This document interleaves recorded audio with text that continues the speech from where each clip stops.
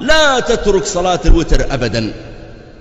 إن أردت أن تصليها كما تصليها في رمضان 11 ركعة فهو خير، فإن صليتها أقل من ذلك فلا بأس، لكن لا تتركها أبدا، ولو أن تصليها ولو ركعة واحدة بعد صلاة العشاء.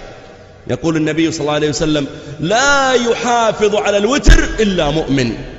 والله ما يحافظ على الوتر إلا من في قلبه إيمان. أما الذي يكون الإيمان منقوصا ربما لا يحافظ عليه ولا يهتم به. لا يحافظ على الوتر إلا مؤمن. وقال عليه الصلاة والسلام: إن الله قد زادكم صلاة فصلوها ما بين صلاة العشاء إلى الفجر، يعني صلاة الوتر. ويقول صلى الله عليه وآله وسلم: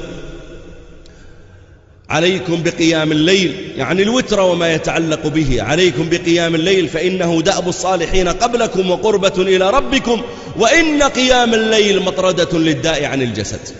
احرص أن لا تترك صلاة الوتر، ولو أن تصلي العشاء ثم تأتي بركعة واحدة، فإن صليت 3 ركعات فهو أفضل، وإن صليت 5 فهو أفضل، ومن زاد فله الزيادة.